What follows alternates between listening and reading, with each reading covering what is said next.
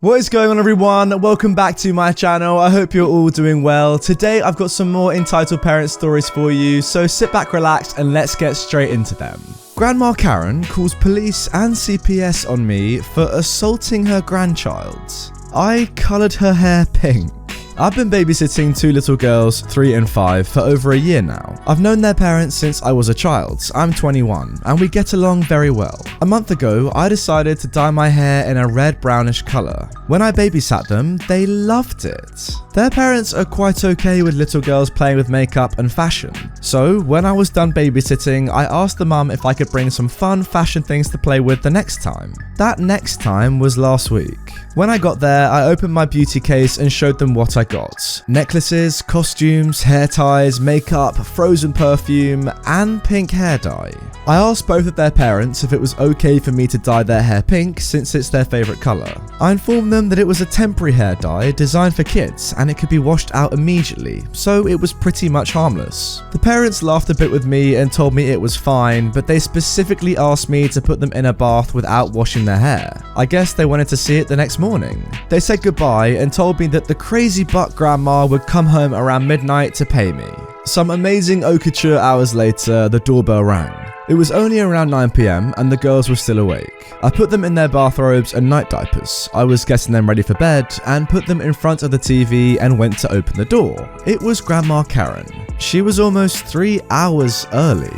Without even saying hello, she entered, almost knocked me over, and while walking to the living room, she opened her purse to get a €50 bill. As soon as she wanted to hand me the bill, she seized their pink hair and lost her dang marbles. "What in the Jesus and Mary have you done to my babies?" Oh, don't worry, we just played fashionistas. It's okay, it can be washed out. Grandma Karen runs to the girls and starts screaming hysterically. "What has she done to your beautiful golden hair?" "Mom, it's okay. Mum and Dad know about it." "Shut up! Who do you even think you are to just come here and assault my babies?" She then proceeds to scream at me for a couple more minutes. "This is child abuse. I'm calling the police on you, you effing child molester." Okay, so at this point I started to freak out. Even though I knew I didn't do anything wrong, the thought of being interrogated made me almost poop my pants. She frickin' held me hostage in the living room while she continued her screaming and moaning. She even wrinkled the €50 bill like toilet paper and shoved it down her pocket. Curse words after curse words left her mouth.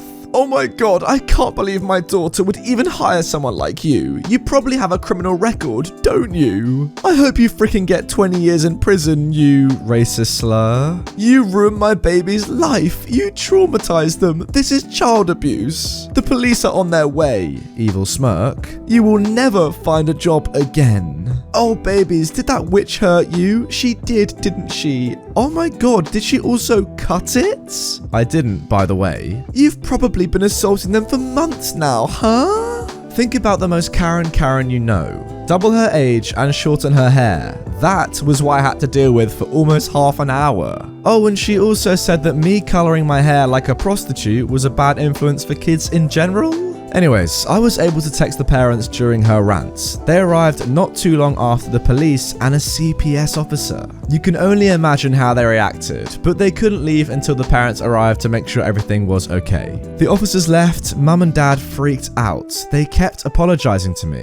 Mind you, this was happening all in front of the girls because Grandma Karen didn't let me put them in bed.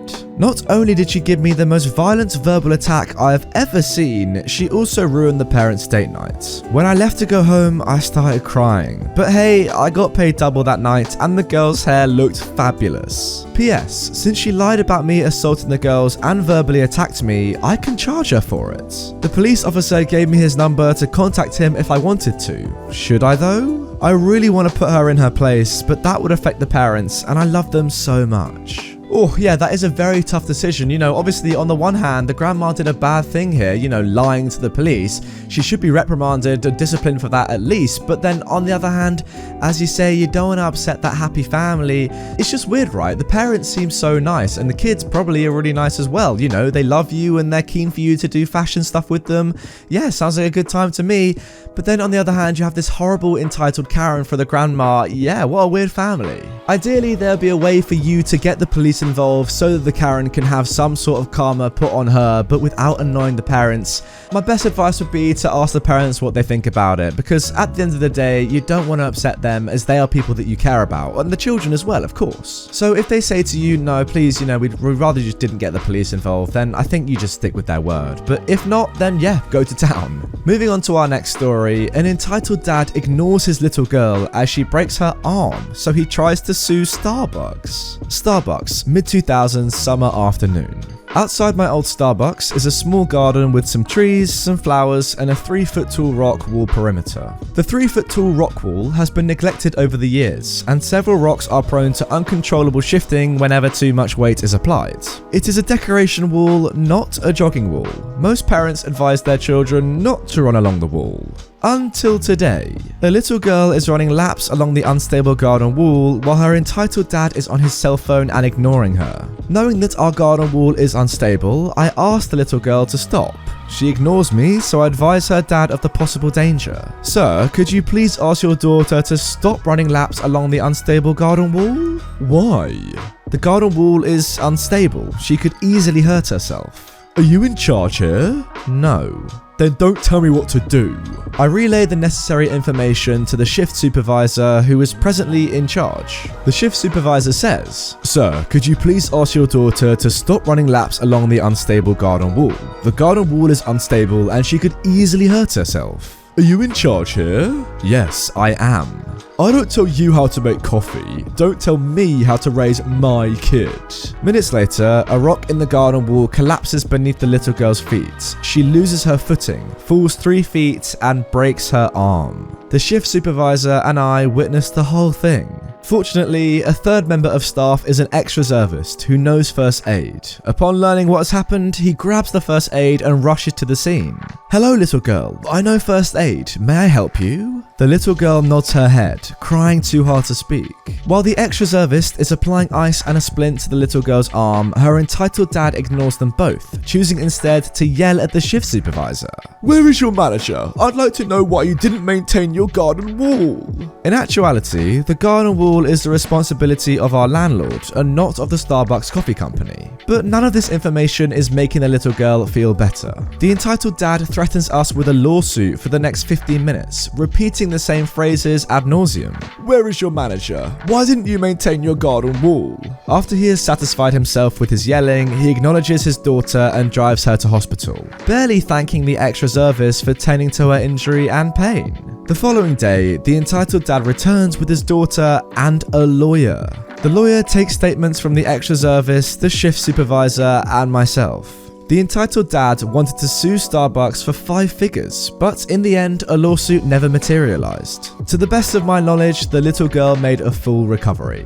Well, that is great news. That is a horrible thing to happen to somebody so young. A broken arm to anyone is bad, but a young girl just having a good time? That's horrible. What's annoying about this story is that this dad is clearly looking for excuses as to why he is such a bad parent. I mean, any normal parent, as you said in the intro, would just say to the kid, please, can you just not run on the wall? It's dangerous, clearly. This dad didn't really care. His daughter broke her arm, unfortunately, but then calling a lawsuit because of your own failings as a father to not look out for your child? Really? Come on. Like, at the end of the day, guys, it's just a little bit embarrassing, isn't it? Let me know what you think, but yeah, leave me a comment down below. Now moving on to our final story. I absolutely hate babysitting sometimes. I was babysitting for a neighbor today while she worked. I'd shut my door because I have some pretty private stuff in there. Well, as I was making lunch for us, I heard snickering coming from the dining room. I went inside and I saw the kid I was watching reading my diary. Now, I have some dark stuff in there due to my past, and this kid violated my privacy and was reading my diary. Cue a 5-minute chase around the house, took the water off the stove to be safe, and man, kids are really fast. I got my diary back and then mum just got back, and the conversation went something like this. Hey, so your kid went into my room and took my diary? So, just lock your door. My door doesn't lock. I really don't like them reading my diary. There's stuff in there not for kids. Well, then why are you writing it? It's a private diary for me to vent. I have a troubled past and writing about my feelings helps me calm down.